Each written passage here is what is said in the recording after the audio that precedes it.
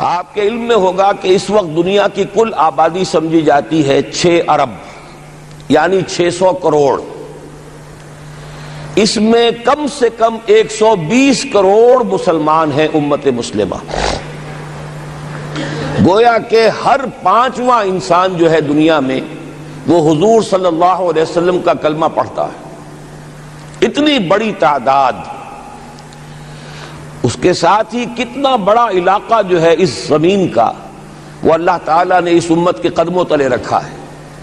اگر آپ نے نقشہ دیکھا ہو دنیا کا تو آپ کو معلوم ہونا چاہیے کہ شمال میں جو بہت بڑا یہ نظر آتا ہے سائبیریا اور روس کا علاقہ، یہ سب غیر آباد ہے. اس طرح شمالی امریکہ میں بھی کینیڈا سے اوپر بڑے بڑے آپ کو بر اعظم سے نظر آئیں گے، سب غیر آباد ہیں. جو آباد علاقہ ہے دنیا کا اور جو زرخیز علاقہ ہے دنیا کا، اس کا کتنا بڑا حصہ ہے کہ جو امت محمد صلی اللہ علیہ وسلم کے قدموں تلے. انڈونیشیا ملائیشیا سے چلے آئیے، اس کے بعد مسلسل چاہے کہیں مسلمان اقلیت میں تھوڑے بہت ہیں، لیکن پھر بنگلہ دیش آتا ہے، بڑی عظیم اکثریت کا ملک ہے. پھر بھارت میں اگرچہ اقلیت میں ہے لیکن 20 کروڑ مسلمان بھارت میں اس وقت ہے. پھر جو پاکستان سے شروع ہوا سلسلہ، افغانستان، ایران، چلتے جائیے ادھر ترکستان، چینی ترکستان، روسی ترکستان، پھر آگے چلیے عالم عرب، افریقہ کا پورا شمالی علاقہ، افریقہ کا تقریباً سارا وسطی علاقہ. یہ سب کیا ہے؟ کتنا بڑا رقبہ ہے. اور ہر طرح کی نعمت اللہ نے دی ہے. اس میں نباتات بھی ہیں، اس میں معدنیات بھی ہیں، اور سب سے بڑھ کر آج کی دنیا میں جو اہم ترین شے ہے کہ پیٹرول جو ہے، تیل جو ہے، اس کے سب سے بڑے ذخائر وہ ہیں کہ جو مسلمانوں کے قدمے تلے. اتنی تعداد میں ہونے کے باوجود، اتنے وسائل کے پر بظاہر قابض ہونے کے باوجود، سوال یہ ہے کہ کیا آج دنیا میں امت مسلمہ کو عزت حاصل ہے یا یہ ذلیل ہے؟ اسے غلبہ حاصل ہے یا مغلوب ہے؟ اسے کوئی دنیا میں وقار حاصل ہے یا یہ بالکل بے وقار ہو کر رہ گئی؟ یہ بات ہے جو ہمارے سمجھنے کی ہے آج کیوں ذلیل کہ کل تک نہ تھی پسند گستاخی فرشتہ ہماری جناب میں. اس وقت صورت یہ ہو چکی ہے، آپ کو معلوم ہے کہ ہر جگہ پر پسماندگی کا نشان مسلمان ہیں. ہمارے سارے وسائل پر دوسروں کا قبضہ ہے. ایک ہی شے رہ گئی تھی تیل، خلیج کا تیل، اس پر بھی آ کر امریکہ کی فوجیں ان کے سر پر بیٹھ گئی ہیں. سارا کا سارا تیل اب ان کے قبضے میں ہے. ادھر خلیج کے دہانے کے دونوں طرف وہ اپنے مورچے بنا رہے ہیں تاکہ یہاں کسی کا داخلہ نہ ہو سکے. بڑے بڑے جتنے لوگ ہمارے ان سب کی دولت ان کے پاس ہے. کہنے کو تو سلطان اور برونائی دنیا کا امیر ترین آدمی ہے، لیکن دولت ہے کہاں اس کی؟ انویسٹڈ تو وہی ہے، اسی کے بینکوں میں ہے، انہی کی کمپنیوں میں ہے. کسی کے پاس کچھ نہیں ہے. سعودی عرب کے کوئی ڈالرز ہیں تو کہاں ہیں؟ جیسے شہنشاہ ایران کا جو اثاثہ تھا، سرمایہ تھا، جو سارا کا سارا انہوں نے جو ہے وہ فریز کر لیا.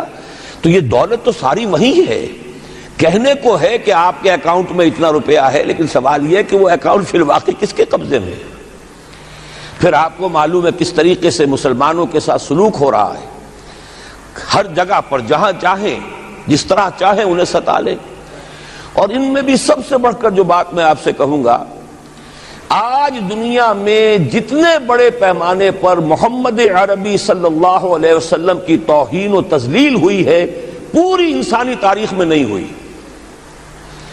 رشدی نے کتاب لکھی، بدترین حملے کیے. کیا رنگیلا رسول کتاب تھی جو لکھی تھی کسی ہندو نے، جس کو کہ ایک مسلمان نے پھر خنجر گھونپ کر اور ہلاک کر دیا تھا. وہ تو کچھ بھی نہیں تھی. اس کتاب کو رنگیلا رسول کو 100 سے ضرب دیجئے تو یہ کتاب بنتی ہے سیٹنک ورسز، اور وہ ملینز نہیں بلینز کی تعداد میں شائع ہوئی. اس کے خلاف احتجاج اگر کسی نے کیا ہے تو ان کے اوپر جوتے پڑے ہیں، ان پر ڈنڈے پڑے ہیں. پوری مغربی دنیا اس کے پیچھے آ گئی ہے، سپورٹ کیا ہے.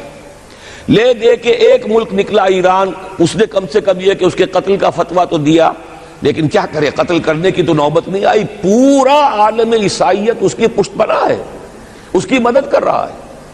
یہ اتنی بڑی توہین محمد رسول اللہ صلی اللہ علیہ وسلم کی اور آپ کی ازواج مطہرات کی اور یہ بظاہر ایک ایسے شخص کے ہاتھوں جس کا نام مسلمانوں کا سا ہے، اس کا اتنا بڑے پیمانے پر ہونا، اور پھر یہ کہ مسلمان 120 کروڑ ہونے کے باوجود کچھ نہیں کر سکتے۔ میں وہ چیزیں نہیں گنوانا چاہتا کہ 15 لاکھ جو ہیں وہ ہمارے افغان بھائی جو ہیں انہوں نے جانیں دی، فائدہ کس کو پہنچا؟ تاحال امریکہ کو، کہ اس کی جو مد مقابل قوت تھی USSR وہ ختم ہو گئی۔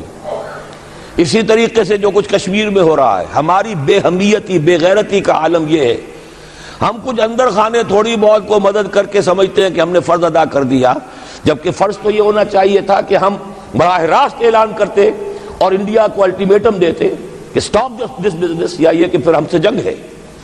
جنگ کا نتیجہ تو پھر اللہ جس کو چاہے دے گا، اگر انسان اللہ تعالیٰ پر اعتماد رکھتا ہو، توکل رکھتا ہو، اپنے موقف کی حقانیت پر بھی اسے یقین ہو، تو کم من فیۃ قلیلۃ غلبت فیۃ کثیرۃ تاریخ میں ہمیشہ ہوتا آیا ہے کہ چھوٹی قوتیں جو ہیں ان کو غلبہ اللہ نے عطا کیا ہے بڑی قوتوں پر، لیکن بے غیرتی کا عالم یہ ہے، بے حمیتی کا عالم یہ ہے۔ زبانی کلامی ہم سے بڑا ہمدرد کوئی نہیں مسلمانان کشمیر کا، جس لیڈر کو دیکھو بڑھ چڑھ کر بیان دے گا، لیکن عملاً ہم کیا کر رہے ہیں؟ یہ ساری صورتحال جو میں نے آپ کو بتائی ہے، ویسے تو اب یہ کہ اگر اس میں ایک خاکہ سا میں نے آپ کے سامنے رکھا ہے، اس میں رنگ بھروں تو ظاہر ہے کہ یہ پورا گھنٹہ اسی میں لگ جائے گا، لیکن جو اس کا اصل لب لباب ہے وہ یہ ہے کہ ہم اپنی جگہ بڑے خوش ہیں کہ ہم امت مرحوم ہیں، ہم تو امت محمد ہیں صلی اللہ علیہ وسلم، ہم تو اللہ کے پیارے ہیں، ہم اللہ کے لاڈلے ہیں، ہمیں اللہ کی شفاعت، ہمیں اللہ کے رسول کی شفاعت بھی ملے گی، جنت تو گویا کہ ہمارا پیدائشی مقام ہے۔ یہ سارے جو بھی ہمارے ذہنوں کے اندر ہیں خیالات، اور یہ جو ہمارے من گھڑت عقائد ہیں، آپ سوچئے کہ جب ہم جو آبجیکٹیو کنڈیشنز ہیں، گیون کنڈیشنز ہیں، جو سامنے کے حالات ہیں، ان سے جب تقابل کرتے تو معاملہ بہت مختلف ہے۔ یہ کیوں ہے؟ اصل میں سوال جب تک آپ اپنے سامنے نہیں رکھیں گے اس کا جواب جو ہے، اب اس پر غور کیجئے کیوں ہے؟ کیا اللہ تعالیٰ کو محمد الرسول اللہ کی عزت و حرمت پیاری نہیں ہے؟ کیا محمد الرسول اللہ اللہ کے پیارے نہیں ہیں؟ حبیب رب العالمین نہیں ہے؟ کیا اللہ تعالیٰ کو کفار سے زیادہ محبت ہے؟ کیا وجہ ہے؟ رحمتیں ہیں تیری اغیار کے کاشانوں پر، اور برف گرتی ہے تو بیچارے مسلمانوں پر۔ سائنس میں وہ آگے ہیں، مالیات پر ان کا شکنجہ کسا ہوا ہے پوری دنیا پر، تہذیب ان کی ہے، تمدن ان کا ہے، ہم تو ان کے کیمپ فالوورز ہیں، نقش قدم پر چل رہے ہیں، ہم تو ان کی صرف یہ کہ نقالی کر رہے ہیں۔ تو سوچئے وجہ کیا ہے؟ کیا اللہ کو کفر زیادہ پسند ہے اسلام سے؟ کیا اللہ کو محمد الرسول اللہ صلی اللہ علیہ وسلم کی عزت و حرمت کا کوئی خیال نہیں؟ سوچنے کی بات ہے۔ ظاہر بات ہے کہ ان سوالات کا جواب تو ہاں میں آپ نہیں دے سکتے، یقیناً ایسا نہیں ہے۔ بہرحال وہ کافر ہیں، وہ اللہ کو نہیں مانتے، اللہ کے رسول کو نہیں مانتے، چلیے اللہ کو کسی نام سے مان لیا، گاڈ کہہ دیا، لیکن اللہ کے رسول کو تو نہیں مانتے۔ ایمان کا سارا دار و مدار تو رسالت پر ہے، اللہ کے اس کلام کو تو نہیں مانتے، اور اس کے باوجود ان کے لیے عزت ہے۔ رحمتیں ہیں تیری اغیار کے کاشانوں پر، برف گرتی ہے تو بیچارے مسلمانوں پر۔ یہ ایک لمحہ فکریہ ہے، یہ سوچنے کی بات ہے کہ ایسا کیوں ہے۔ اس کا جو جواب میں آپ کو دوں گا وہ ذرا سا کڑوا جواب ہے۔ نوارا تلخ ترمیزن چو ذوق نغمہ کمیابی، بات کہنی پڑتی ہے جب تک کہ کڑوی بات کہی نہ جائے، حقائق کو دیکھنے کی جرت پیدا نہ کی جائے، مواجہہ نہ کیا جائے، فیکٹس کو فیس نہ کیا جائے، اس وقت تک بات صحیح نہیں ہوگی، اور نہ ہم صحیح تشخیص کر سکیں گے، نہ صحیح تجویز کی طرف ہمارا ذہن منتقل ہوگا۔ میں بہت سخت بات کہہ رہا ہوں، آج آسمان کے نیچے اس زمین پر عذاب الہی میں گرفتار امت مسلمہ ہے۔ بالفعل آج ہم امت مرحومہ نہیں ہیں، رحمت والی امت نہیں ہیں، امت معذبہ ہیں۔ آج ہم پر اللہ کا عذاب ہے۔ وہ کیوں ہے؟ دیکھیے اللہ کا قانون یہ ہے، اور یہ اللہ کی سنت ہے، میں نے اپنی ایک کتاب میں اس پر مفصل بہت مضمون لکھا ہے، قرآن کا قانون عذاب۔ ایک عذاب تو آیا کرتا تھا ان قوموں پر جن کی طرف اللہ رسول بھیجتا تھا، اِنَّا أَرْسَلْنَا نُوحًا إِلَىٰ قَوْمِهِ، اگر رسول کی بات مان لی تو قوم کے لیے بہت خوشحالی ہے، مبارکباد ہے، اللہ کی رحمتوں کے سائے ہیں، اور نہیں مانی تو بربادی ہے، تباہی ہے، خاتمہ ہے۔ پوری قوم نوح غرق کر دی گئی، پوری قوم عاد ختم کر دی گئی، حضرت ہود کو نہیں مانا۔ پوری قوم سمود ختم کر دی گئی، حضرت صالح کو نہیں مانا۔ عمورہ اور صدوم کی بستیاں ختم کر دی گئی، حضرت لوط کو نہیں مانا۔ آل فرعون غرق کر دیے گئے، حضرت موسیٰ کو نہیں مانا۔ مدین کے علاقے کو تباہ کر دیا گیا، حضرت شعیب کو نہیں مانا۔ یہ بات سمجھ میں آ گئی؟ لیکن جب سے نبوت اور رسالت کا سلسلہ ختم ہوا، اس قسم کا عذاب اب دنیا میں نہیں آ سکتا۔ وَمَا كُنَّا مُعَذِّبِينَ حَتَّى نَبْعَثَ رَسُولًا، ایسا عذاب ہم نہیں بھیجتے رہے جب تک کہ رسول کو نہ بھیج دیں۔ رسول آ گیا، اس نے حق کو بیان کر دیا، بات کو کھول کھول کر مبرہن کر دیا، ہر چیز واضح کر دی، کوئی مغالطے کا امکان نہ رہا۔ جاء الحق وزهق الباطل، ہر شے جو ہے دودھ کا دودھ، پانی کا پانی جدا ہو گیا۔ اب بھی جس نے نہیں مانا تو معلوم ہوا اس میں کوئی خیر نہیں ہے، اب خیر کا فقدان ہے۔ تو اس قوم کو جیسے کہ آپ باغ کے اندر جھاڑو دے کر جب بھی کوئی آندھی چلے تو پتے گرے ہوئے ہوتے ہیں، ان پتوں کو ایک جگہ جمع کر کے دیاسلائی دکھا دیتے ہیں تاکہ یہ پتے جو ہیں یہاں پر بدزیبی کا ذریعہ نہ بنے، تو پوری قوم ہلاک، کالم یغنوا فیہا، ایسے ہو گئے جیسے تھے ہی نہیں۔ یہ عذاب اب نہیں آئے گا، اس لیے کہ آخری نبی، آخری رسول محمد الرسول اللہ صلی اللہ علیہ وسلم۔ اب آج جو عذاب آتا ہے، دیکھیے کافروں کے لیے عذاب اصل میں آخرت میں ہے۔ دار العذاب، دار الجزا، وہ تو آخرت ہے، یہ تو دار الامتحان ہے۔ اب جو عذاب آتا ہے وہ اس قوم پر جو ہو تو حامل کتاب الہی، شریعت خداوندی کی کسٹوڈین، اللہ کے رسول کی نام لیوا، اس کے ساتھ عشق کا دعویٰ کرنے والی، عمل اس کے برعکس ہو۔ حالانکہ اللہ نے اگر اسے وہ مقام دیا، اللہ نے اس کی طرف رسول بھیجا اور اسے رسول کے امتی بننے کا شرف عطا کیا، اسے اپنا کلام دیا، کتاب دی، اسے اپنی شریعت دی، تو کس لیے دی؟ تاکہ اس پر خود بھی عمل کریں، اسے دوسروں تک بھی پہنچائیں۔ وہ گویا کہ اس روئے ارضی پر وہ امت، وہ قوم اللہ کی نمائندہ قوم ہوتی ہے، ریپرزنٹیٹو ہوتی ہے۔ اے انسانوں، ہمارے پاس ہے تمہارے خالق اور مالک اور پروردگار کا قانون، ہمارے پاس ہے اس کی ہدایت، ہمارے پاس ہے اس کی کتاب، ہمارے پاس ہے اس کے رسول کا اسوہ۔ آؤ ہماری طرف، ہمیں جانچو، ہمیں پرکھو، ہمیں دیکھو، ہم واقعتاً اسی کتاب کے مطابق چل رہے ہیں نا؟ دیکھ لو، ہم جو کہتے ہیں وہی کرتے ہیں نا؟ وہی بات تو نہیں ہے کہ لما تقولون ما لا تفعلون، کبر مقتا عند اللہ ان تقولوا ما لا تفعلون۔ آؤ دیکھو، ہم نے اس کتاب کے مطابق، اللہ کی ہدایت کے مطابق کیسا اچھا معاشرہ بنایا ہے، کیسا انصاف ہے، کیسا امن ہے، کیسا بھائی چارہ ہے، کیسی اخوت ہے۔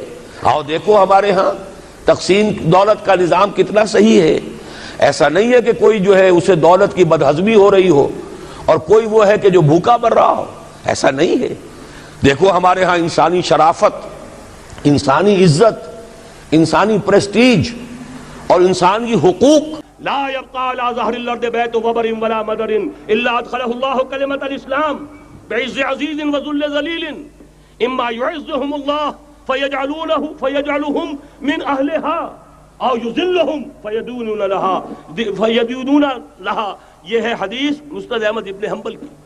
اور حضرت مقداد فرماتے پھر میں نے کہا اچھا تب تو ہو جائے گی وہی بات، وَيَكُونَ الدِّينُ كُلُّهُ لِلَّهِ، دین کل کا کل اللہ کے لیے ہو جائے گا۔ حدیث کا ترجمہ یہ ہے کہ حضور نے فرمایا روئے زمین پر نہ کوئی اینٹ گارے کا بنا ہوا گھر رہے گا، نہ کوئی اونٹ کے بالوں کے بنے ہوئے کمبلوں کا خیمہ رہے گا جس میں اللہ تعالیٰ کلمہ اسلام کو داخل نہ کر دے۔ لیکن یہ داخلہ دو طریقے سے ہوگا، بعز عزیز و ذل ذلیل، یا صاحب عزت کے اعزاز کے ساتھ، یا کسی مغلوب کی مغلوبیت کے ساتھ۔ یعنی یا تو اللہ تعالیٰ ان کا اعزاز فرمائے گا اور وہ کلمہ اسلام کے خود قائل ہو جائیں گے، جب گھر والا خیمے والا اسلام لے آئے گا تو اسلام اس کے گھر میں داخل ہوگا، اس کو بھی عزت نصیب ہوگی۔ وَلِلَّهِ الْعِزَّةُ وَلِرَسُولِهِ وَلِلْمُؤْمِنِينَ، عزت تو حق ہے اللہ کا، اس کے رسول کا اور اہل ایمان کا۔ اور اگر وہ اسلام قبول نہیں کرے گا تو یؤتُ الْجِزْیَةَ عَنْ یَدٍ وَهُمْ صَاغِرُونَ، چھوٹے ہو کر رہنا پڑے گا، جزیہ دینا ہوگا، اسلام کی بالادستی قبول کرنی ہوگی۔ بتائیے اس کے بعد بھی کوئی شک ہے؟ یہ ہے آسمانی نقشہ۔ یہ اللہ فرما رہے ہیں وَاللَّهُ مُتِمُّ نُورِهِ وَيَأْبَى اللَّهُ إِلَّا يُتِمَّ نُورَهُ لِيُظْهِرَهُ عَلَى الدِّينِ كُلِّهِ وَلَوْ كَرِهَ الْمُشْرِكُونَ۔ یہ اللہ کا فیصلہ ہے۔ ادھر یریدون لیطفئوا ہے، یہ زمینی نقشہ ہے۔ اب شکل کیا ہے؟ اب میں آپ سے عرض کر دوں کہ ان دونوں کے مابین جو خلا نظر آ رہا ہے، کوئی شخص یقین کے ساتھ نہیں کہہ سکتا کہ اب حالات کا کیا رخ ہوگا، اس لیے کہ ظاہر بات ہے قرآن مجید میں مستقبل کے بارے میں خود حضور سے کہلوایا گیا، وَإِنْ أَدْرِي أَقَرِيبٌ أَمْ بَعِيدٌ مَا تُوعَدُونَ۔ لوگوں مجھے معلوم نہیں ہے کہ جس بات کی تمہیں خبر دی جا رہی ہے وہ قریب آ چکا ہے یا دور ہے۔ وَإِنْ أَدْرِي لَعَلَّهُ فِتْنَةٌ لَكُمْ وَمَتَاعٌ إِلَىٰ حِينٍ، اور میں نہیں جانتا، ہو سکتا ہے اللہ کچھ اور مہلت دے دے تمہیں، اور کچھ اور آزمائش جو ہے اس کے لیے تمہارے لیے کوئی اور مہلت عطا فرما دے، ہو سکتا ہے۔ تو میں بھی کسی دعوے سے نہیں کہہ رہا، لیکن دو امکانات ہیں۔ امکان نمبر ایک کیا ہے؟ ابھی عالم اسلام کا ایک سالڈ بلاک ہے جو یہودی ورلڈ آرڈر کی نگاہوں میں کھٹک رہا ہے۔ میں کھٹکتا ہوں دل یزداں میں کانٹے کی طرح۔ اگرچہ ان کی اسٹریٹجی کیا ہے؟ ایک ایک کر کے ان کے حصے بکھرے کر کے تیا پانچا کرو۔ ابھی وہ بلاک کون سا ہے؟ ایران ہے، افغانستان ہے، پاکستان ہے، اور روسی ترکستان سے آزاد ہونے والی جو ریاستیں ہیں، یہ ایک سالڈ بلاک ہے۔ یہ عجمی مسلمان عربی نہیں، عربی گئے، یہ نوٹ کر لیجئے، اس لیے کہ عربوں کو اللہ نے فضیلت دی تھی، محمد ان میں سے تھے صلی اللہ علیہ وسلم، یہ رتبہ بلند ملا جن کو مل گیا۔ لیکن ساتھ ہی اللہ نے دھمکی بھی دے دی تھی سورہ محمد میں، ان تتولوا یستبدل قوما غیرکم، اگر تم پیٹھ دکھا دو گے اس مشن کو جو ہم نے تمہارے حوالے کیا ہے، تمہیں ہٹائیں گے، کسی اور کو لے آئیں گے۔ اور یہ بات ہو چکی ہے 13ویں صدی عیسوی میں، 1258 میں جب سقوط بغداد ہوا ہے، عربوں کے ہاتھ سے عالم اسلام کی قیادت چھین لی گئی، معزول کر دیے گئے۔ اس کے بعد قیادت کن کے ہاتھوں میں آئی؟ ترکوں کے ہاتھ میں۔ ترکان تیموری ہندوستان میں، ترکان صفوی ایران میں، ترکان سلجوقی مڈل ایسٹ میں، اور ترکان عثمانی کا تو کہنا ہی کیا ہے، وہ ایشیا مائنر سے چل کر آپ کو معلوم ہے کہ مشرقی یورپ کا کتنا بڑا علاقہ، دی گریٹ آٹومان امپائر اس صدی کے آغاز تک قائم تھی۔ اس صدی میں عجیب عجیب معجزے ہوئے ہیں۔ گریٹ آٹومان امپائر جو 3 بر اعظموں پر محیط، نام و نشان ختم۔ The great U S S R, نام و نشان ختم۔ اب تو روس صاحب ایک ملک کی حیثیت سے رہ گئے۔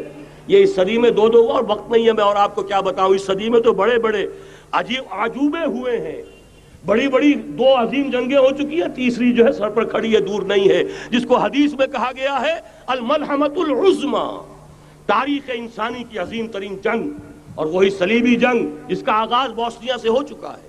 بہرحال اس وقت جو میں کہہ رہا تھا، ورنہ میرے پاس تو یعنی یہ کہ درد دل کہنے کے لیے وقت نہیں ہے، مجھے اپنی بات کو محدود کرنا پڑ رہا ہے، لیکن میں اب آ رہا ہوں اصل موضوع کی طرف، کہ ایک امکان تو یہ ہے کہ اس بلاک میں اسلام کا احیاء ہو، اور اس کے لیے کچھ نویدیں بھی موجود ہیں احادیث نبویہ میں۔ وہ تو آپ نے سنا ہوگا اقبال کا شعر، میرے عرب کو آئی ٹھنڈی ہوا جہاں سے، میرا وطن وہی ہے، میرا وطن وہی ہے۔ حدیث میں آتا ہے یخرج ناس من المشرق یؤتون للمہدی یعنی سلطانہ، مشرق سے فوجیں نکلیں گی کہ جو کہ مہدی کی حکومت قائم کریں گی۔ یہ مہدی اہل تشیع کے مہدی اور ہیں، ہمارے مہدی اور ہیں۔ اہل تشیع کے عقیدے کے مطابق ان کے بعد میں امام جو روپوش ہو گئے تھے وہ امام مہدی ہے، وہ ظاہر ہو جائیں گے، ابھی امام غائب ہیں، پھر وہ ظاہر ہو جائیں گے۔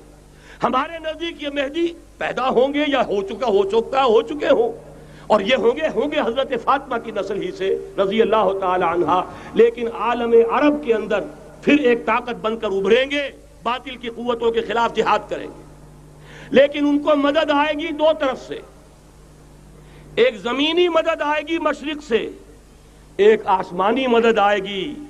عیسیٰ ابن مریم کا نزول، حضرت مسیح علیہ الصلوۃ والسلام جو زندہ آسمان پر اٹھائے گئے تھے نازل ہوں گے، اور در حقیقت ان دو مددوں کے نتیجے میں پھر یہود کا قلع قمع ہوگا، اور یہی گریٹر اسرائیل ان کا گریٹر گریو یارڈ بن کر رہے گا، عظیم تر قبرستان بن کر رہے گا۔ اس کی بڑی واضح حدیثیں موجود ہیں، اس کی بڑی تفصیلی خبریں موجود ہیں، یہ احادیث کی کتب کے اندر، بدقسمتی سے ہماری اس کی طرف توجہ نہیں۔ ایک تو یہ ہو سکتا ہے، اسی طریقے سے ایک اور حدیث ہے، یخرج من خراسان رایات سود، اور یہ مسلم شریف کی روایت ہے، نوٹ کیجئے گا، نہیں ترمذی شریف کی روایت ہے، یخرج من خراسان رایات سود لا یردها شیء حتی تنصب بایلیا۔ اور خراسان حضور کے زمانے میں آج کے افغانستان کا نام تھا۔ یہ افغانستان میں جو جہاد ہوا ہے، غلطیاں ہوئی ہیں اور غلطیوں کا خمیازہ بھگت رہے ہیں۔ یہ تو اللہ تعالیٰ کی سنت ہے جس میں اللہ نے صحابہ کو بھی ایگزمپٹ نہیں کیا، غلطی کی سزا دی ہے۔ 35 صحابہ کی غلطی غزوہ احد میں ہوئی، جہاں سے حکم تھا کہ مت ہٹنا، 50 میں سے 35 ہٹ گئے، نتیجہ کیا نکلا؟ فتح شکست میں بدل گئی، 70 صحابہ شہید ہو گئے۔ اللہ تعالیٰ نے فرمایا وَلَقَدْ صَدَقَكُمُ اللَّهُ وَعْدَهُ إِذْ تَحُسُّونَهُم بِإِذْنِهِ حَتَّى إِذَا فَشِلْتُمْ وَتَنَازَعْتُمْ فِي الْأَمْرِ وَعَصَيْتُمْ مِن بَعْدِ مَا أَرَاكُمْ مَا تُحِبُّونَ۔ مسلمانوں، ہم سے گلہ نہیں کر سکتے، ہم نے اپنا وعدہ سچا کر دکھا دیا تھا، جبکہ تم انہیں گاجر مولی کی طرح کاٹ رہے تھے، لیکن جب تم ڈھیلے پڑ گئے، تم نے ڈسپلن کو توڑا، تم نے اختلاف کیا، تو سزا دی ہم نے۔ تو اگر صحابہ کرام رضوان اللہ تعالی علیہ مجمعین، خیر الناس بعد الانبیاء، پوری نوع انسانی کے اندر انبیاء کے بعد بلند ترین انسان، اگر ان کی بھی غلطی کا خمیازہ جو ہے اللہ نے چکھایا، کیوں چکھایا؟ ضروری تھا، آئندہ کے لیے سبق ہو جائے۔ یہ وَلِيُمَحِّصَ مَا فِي قُلُوبِكُمْ، تاکہ تمہارے دلوں کے اندر اگر کہیں کوئی کھوٹ ہے اور پاک کر دیں ہم۔ اس لیے بہرحال غلطیاں ہوئی ہیں افغانستان میں، ایک امام کے ساتھ بیعت نہیں تھی، بلکہ بدقسمتی اور پڑھ کر یہ ہے بیعت کر کے توڑ دی۔ عبد الرسول سیاف صاحب کے ہاتھ پر ہمارے پاکستان کے 7 گروپ جو تھے، انہوں نے عین حرم میں بیٹھ کر بیعت کی اور پاکستان آ کر بیعت توڑ دی۔ سزا اس کی مل رہی ہے، آپس کی خانہ جنگی یوں ہی نہیں ہو رہی، کوئی سبب ہے، لہذا یہ سزا تو ملے گی، لیکن جتنا خون یہاں پر خلوص کے ساتھ دیا گیا ہے اس کی مقدار بھی کم نہیں ہے۔ یہاں سے خیر برآمد ہوگا۔ اور دوسری بات اپنے بارے میں نوٹ کر لیجئے، یہ پاکستان، بچا کھچا Pakistan, what remains of Pakistan, یہ اصل میں ہے کیا؟ مولانا بہت خوبصورت انداز میں فرما رہے تھے، یہ 313 نہیں تھے، اسلام تھا۔ اسی طرح نوٹ کیجئے، پاکستان نہیں ہے، 4 صدیوں کی تجدیدی مساعی کا حاصل ہے۔ آپ نے کبھی نوٹ کیا ختم نبوت کے بعد اب سب سے اونچا منصب کس کا ہے؟ مجددین۔ سنن ابی داؤد کی روایت، ان اللہ یبعث فی ہذہ الامہ علی راس کل 100 عام من یجدد لها دینها۔ اور نوٹ کیجئے، کوئی بات ہے 1000 برس تک سارے مجدد عالم عرب میں پیدا ہوئے، جیسے ہی دوسرا 1000 سال شروع ہوا، الف ثانی کا مجدد اعظم شیخ احمد سرہندی کہاں تھا؟ صنم خانہ ہند میں حاضر ہوا۔ میں شیخ مجدد کی لحد پر، وہ خاک کے ہے زیر فلک مطلع انوار، گردن نہ جھکی جس کی جہانگیر کے آگے، جس کے نفس گرم سے ہے گرمی اعراض وہ۔ پھر 12ویں صدی کا مجدد اعظم امام الہند شاہ ولی اللہ دہلوی، 13ویں صدی کا مجدد اعظم سید احمد بریلوی، اس کے خون کا امین اور اس کے ساتھ کے شہداء کے خون کا امین، ان کے جسموں کا امین، آپ کا خطہ ہزارہ، آپ کا خطہ سوات، اس میں ان کی جانیں ہیں جو دی گئی ہیں۔ اور وہ نہایت میں آپ سے عرض کر دوں، دور صحابہ کے بعد اتنا خالص اسلامی جہاد پوری مسلمان تاریخ میں نہیں ملے گا جتنا وہ تحریک شہیدین کا تھا۔ 14ویں صدی ہجری میں شیخ الہند جیسا مجاہد اعظم کہ انگریز نے گرفتار کر کے قید بھی کیا ہے، تو کہاں ہندوستان میں نہیں،